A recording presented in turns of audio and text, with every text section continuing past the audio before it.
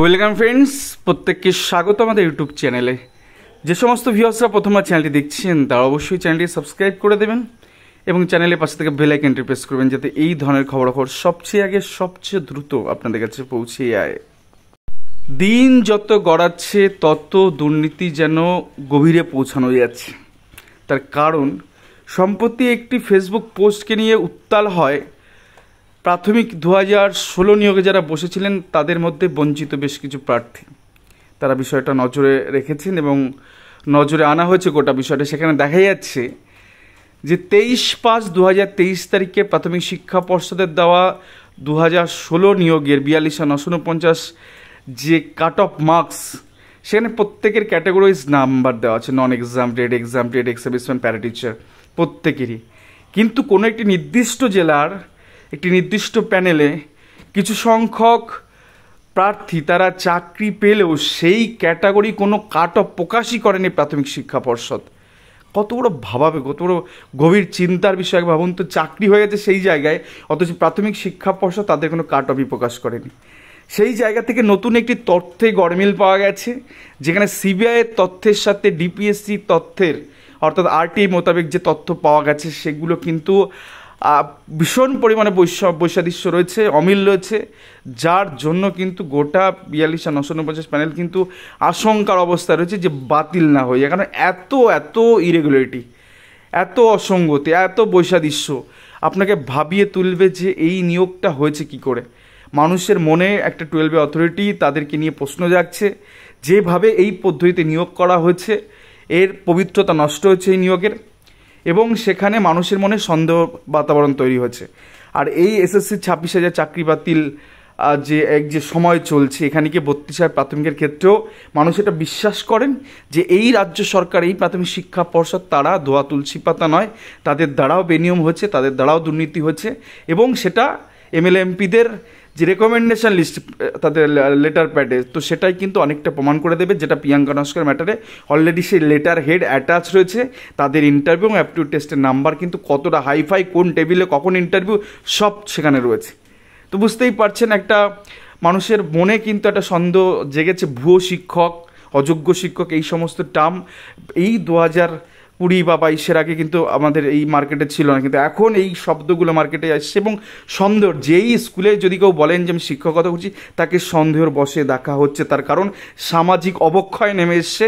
এই 12 অথরিটি তারা দুর্নীতি, বিনিয়োগ, টাকা পয়সা লেনদেন করে যে নিয়োগ করেছে তাতে ভয়ঙ্করতম রূপ নিয়েছে। শিক্ষা ব্যবস্থা ভেঙে পড়েছে পশ্চিমবঙ্গের, এবং আগামী দিনে তছনছ হয়ে যাবে। কারণ এই যে 32,000 চাকরি যদি সত্যিই বাতিল হয়ে যায়, তাহলে স্কুলগুলোতে তালা ঝুলবে।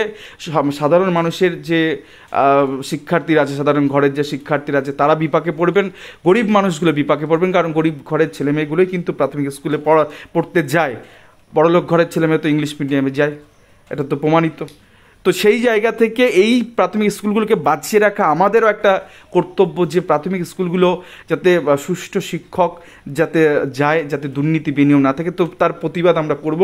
যেখানেই দুর্নীতি হচ্ছে, যেখানেই বেনিয়ম হচ্ছে, আমরা সেটা নিয়ে সোচ্চার হয়ে এসেছি, এখনও সোচ্চার হব।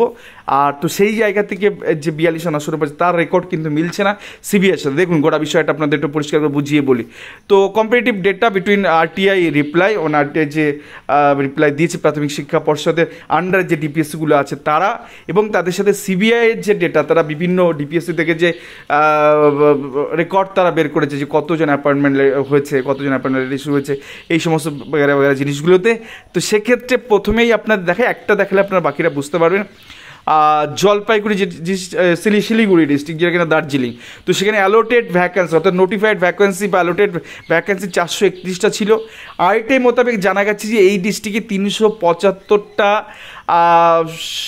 মানে অ্যাপয়েন্টমেন্ট লেটার, তার থেকে বেশি ইস্যু হয়েছে, কিন্তু 375 জন জয়েন করেছেন। তাহলে সেক্ষেত্রে ভ্যাকেন্ট সিট বা নন জয়েনিং সিট আমরা বলতে পারি 56টা ভ্যাকেন্ট, এবং নন জয়েনিং মিলে 56টা শূন্যপদ ফাঁকা আছে। আবার সিবিআইয়ের ইনফরমেশনের যে বিষয়টা সামনে উঠে এসছে, বিভিন্ন সূত্র মারফত আমরা খবরগুলো পেয়েছি। তো অ্যালোটেড ভ্যাকেন্সি যেখানে বা নোটিফাইড ভ্যাকেন্সি এখানে 431টা, এখানে যেটা 375 ছিল, ডিপিএসসি উত্তর দিচ্ছে 375, সিবিআই রিপোর্টে দেখা যাচ্ছে সেটা সংখ্যাটা 377 জন জয়েন করেছে। তাহলে ভ্যাকান্ট সিট কমে গেল 54টা। খুব ইন্টারেস্টিং, জলপাইগুড়ি ডিস্ট্রিক্টের ঘটনা আপনাদের বলি। জলপাইগুড়িতে 1390টা নোটিফাইড ভ্যাকান্সি ছিল, সেখানে আইটি রিপ্লাইতে দেখা যাচ্ছে মাত্র 424 জন নিয়োগ পেয়েছে। অথচ এটা কিন্তু আমি আবারও বলছি এর সত্যতা রয়েছে, কারণ আইটি রিপোর্টগুলো মানে এমনি এমনি চলে আসেনি। মানুষ এখন আইটি রিপোর্ট করে রিপ্লাই পায় না, কিন্তু যে ভদ্রলোক এই রিপোর্টগুলো বের করেছেন তাকে কুর্নিশ জানানো উচিত। তার কারণ এই রিপোর্টের ভিত্তিতেই বহু কিছু সামনে এসছে। তো সেই জায়গা থেকে তখন 424 জন দেখানো হয় যে মাত্র 424 জন জলপাইগুড়ি ডিস্ট্রিক্টে নিয়োগ করা হয়েছে। তো ভ্যাকান্ট সিট দেখা যাচ্ছে 966টা অ্যাজ পার আইটিআই মোতাবেক।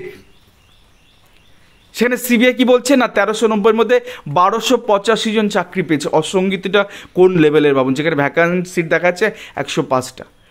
কোচবিহারের ক্ষেত্রে এক্ষেত্রে আরটিআই কোনো উত্তর তারা দেয়নি। তারা একটা ভালো অথরিটি, তো যারা ঘুরে পিছিয়ে মানে নাক কান পেঁচিয়ে ঘুরে ঘুরে ঘুরে ঘুরে রিপোর্টগুলো দেয়নি, বারংবার রিপোর্ট চাইলেও কিন্তু এখানে কোনো রিপোর্ট পাওয়া যায়নি। কিন্তু সিবিআই সেখান থেকে ডাটা তুলে নিয়ে এসছে এবং 1790টা সিট থাকা সত্ত্বেও দেখা যাচ্ছে 1757টা সিটে সেখানে নিয়োগ হয়েছে এবং 33টা সিট কিন্তু ফাঁকা আছে।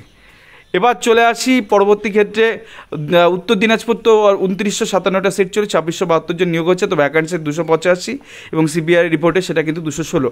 তো এরকম করতে করতে কোথাও গিয়ে ওভার সিটে নিয়োগ করে, যেমন মুর্শিদাবাদ 07 কোডের কথা বলি, যেখানে টোটাল সিট ছিল 2822, সেখানে নিয়োগ হচ্ছে 3047 জন। তো এক্সেসিভ অ্যাপয়েন্টমেন্ট, অতিরিক্ত নিয়োগ, যেটা কিনা পিটিআর রুলস পারমিট করে না, সেখানে 225টা সিট অতিরিক্ত নিয়োগ করেছে। সেখানে যদি সিবিআই ডাটাবেসে চলে যায় তাহলে 3066 জন, সেখানে এক্সেসিভ 244 জন, এখানে 228, এখানে 244।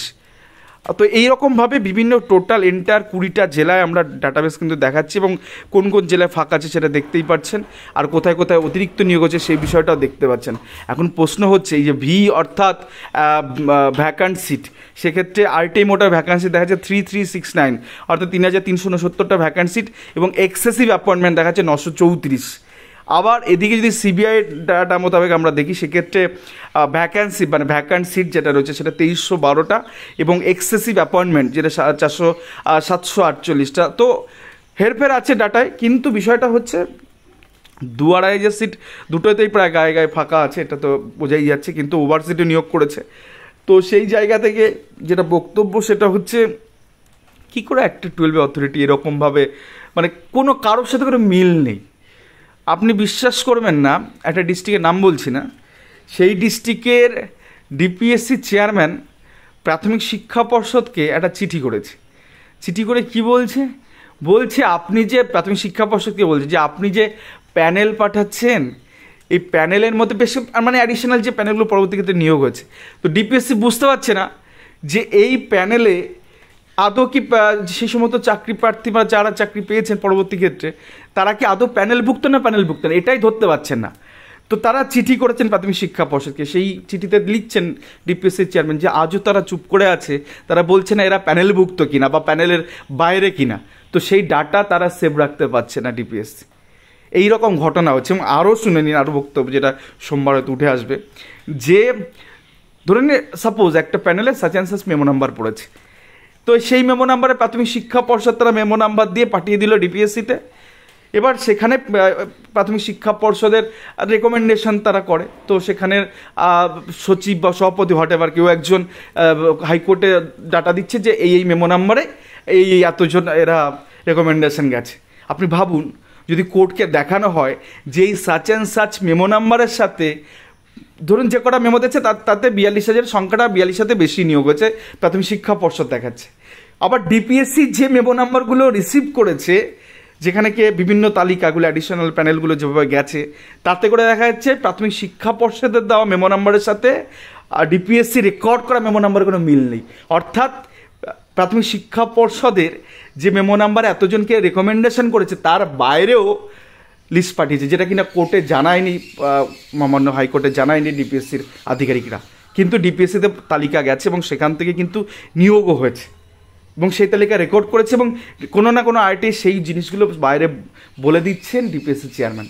তো এইগুলো যখন এইরকম মানে বৈষম্য যখন দেখা যাবে যে ডিপিএসসি রেকর্ড নেই, মানে বোর্ডে রেকর্ড নেই কিন্তু ডিপিএসসিতে রেকর্ড আছে, অমুক প্যানেলে তমুক প্যানেলে চলে যাচ্ছে কিন্তু সেগুলো প্রাথমিক শিক্ষা পর্ষদের কাছে রেকর্ড নেই।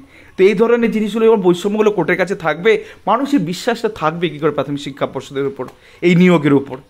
কালিমা লিপ্ততা এই কারণে হচ্ছে, কারণ সৎভাবে কিছু করেনি, প্যানেল প্রকাশ করেনি, রাতের অন্ধকারে SMS পাঠিয়ে নিয়োগ দিয়েছে। কেন এত কারচুপি, কেন এত জোচ্চুরি, কেন, কিসের জন্য? তোমাকে ভাই পরীক্ষা আজকে আজও প্রার্থীরা জানে না, RTI পর RTI করে গেছে, ভুল ইনফরমেশন দিয়ে মিসগাইড তাদেরকে করা হয়েছে, তাদেরকে সঠিক তথ্য দেওয়া 8 বছর ধরে, তাদেরকে ঘুরপথে এদিকে দিকে সেদিকে ছড়িয়ে দেওয়া হচ্ছে, একত্রিত হতে দেওয়া হয়নি। তার কারণ কিছু যদি তারা একত্রিত করে, এই যে প্যানেলটা, যেটা বায়াসড একটা প্যানেল, সেই প্যানেলটায় তারা প্রশ্নচিহ্ন করতে, এবং বহু সংখ্যক প্রার্থী, বেশ কয়েক হাজার, তারা কাট অফ মার্কস ক্লিয়ার করে চাকরি পায়নি। সোমবার সমস্ত কিছু নিয়ে একটা লড়াকু আর্গুমেন্ট শুরু করবেন একাধিক অ্যাডভোকেট। দেখা যায় পঞ্চায়েতের তরফ থেকে কী ধরনের আর্গুমেন্ট উঠে আসে। এই ছিল আজকে গুরুত্বপূর্ণ ভিডিও। ধন্যবাদ।